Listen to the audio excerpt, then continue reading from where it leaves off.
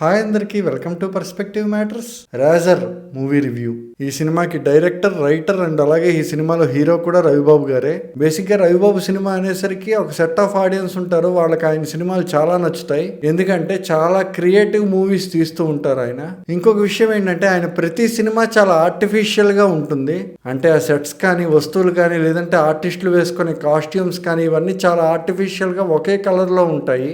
దానివల్ల ఆయన సినిమాలని విజువల్లీ రియాలిటీకి చాలా దూరంగా ఉన్నట్లు అనిపిస్తాయి. అలా ఆర్టిఫిషియల్ గా అనిపించినా కూడా ఒకప్పుడు ఆయన సినిమాలు చాలా పెద్ద హిట్లు అయ్యాయి. దానికి మెయిన్ రీజన్ ఏంటంటే ఆయన రైటింగ్. అంటే కథలో, స్క్రీన్ ప్లేలో బలం ఉంటే విజువల్లీ ఎలా ఉన్నా కూడా ఆడియన్స్ అనేవాడు ఎంగేజ్ అయ్యి చూస్తాడు. ఇంకా ఈ సినిమా విషయానికి వస్తే ఇందులో రవిబాబు గారు రాజర్ అనే క్యారెక్టర్ చేశారు. ఒక ఎవిడెన్స్ కోసం ఒక గ్యాంగ్ ఒక పాపని చంపాలి అనుకుంటారు. కాకపోతే ఆ పాప రవిబాబు గారి దగ్గర ఉంటుంది. నిజానికి రవిబాబు గారికి కానీ, లేదంటే ఆ పాపకి కానీ ఆ ఎవిడెన్స్ ఎక్కడ ఉందో తెలీదు. సో ఒక పక్క ఆ పాపని కాపాడుతూ ఎవిడెన్స్ అనేది ఎక్కడ ఉంది అనేది కనిపెట్టడమే సినిమా. ఇంకా ఈ సినిమాలో పాజిటివ్స్ విషయానికి వస్తే ఈ సినిమాకి ఫస్ట్ పాజిటివ్ పాయింట్ ఏంటంటే ప్రొడక్షన్ వాల్యూస్. సినిమాలో కెమెరా వర్క్ కానీ, లేదంటే విజువల్స్ కానీ చాలా బాగున్నాయి. అంటే ఆ పిక్చర్ క్వాలిటీ కానీ, లేదంటే రవిబాబు గారు రెగ్యులర్గా యూజ్ చేసే ఆ కలర్ ప్యాలెట్ కానీ, అఫ్ కోర్స్ నచ్చావులే నుంచి ఆయన అదే కలర్ ప్యాలెట్ యూజ్ చేస్తూ ఉన్నారు. సో కొంచెం రొటీన్గా అనిపించినా సరే చూడడానికి బాగుంటుంది. ఇంకా లాస్ట్ పాజిటివ్ పాయింట్ ఏంటంటే ఈ సినిమాలో ఆ పాప, ఆ చైల్డ్ ఆర్టిస్ట్ ఎవరైతే ఉన్నారో పెర్ఫార్మెన్స్ చాలా బాగా చేసింది. నిజంగా ఆ పాప ఏడ్చేటప్పుడు మనకే ఓదార్చాలి అనిపించే రేంజ్ లో పెర్ఫార్మ్ చేసింది ఆ పాప.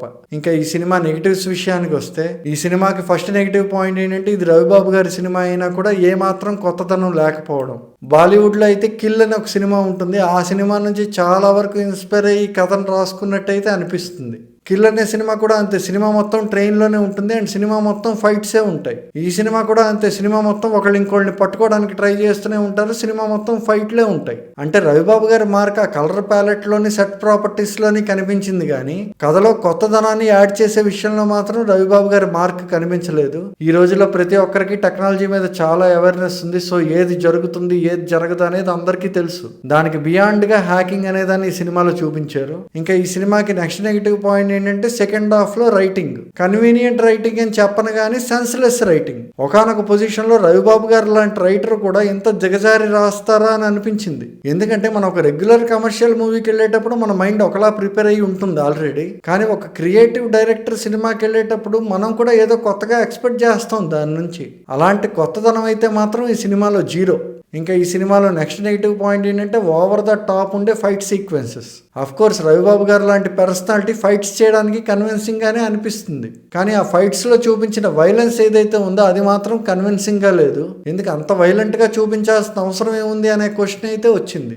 సో ఓవరాల్ గా రాజర్ అనే సినిమా ఎలా ఉంది అని నన్ను అడిగితే బిలో యావరేజ్ కి తక్కువ, ఫ్లాప్ కి ఎక్కువ అనిపించింది. మరో సినిమా రివ్యూతో మళ్ళీ కలుద్దాం. Until then bye.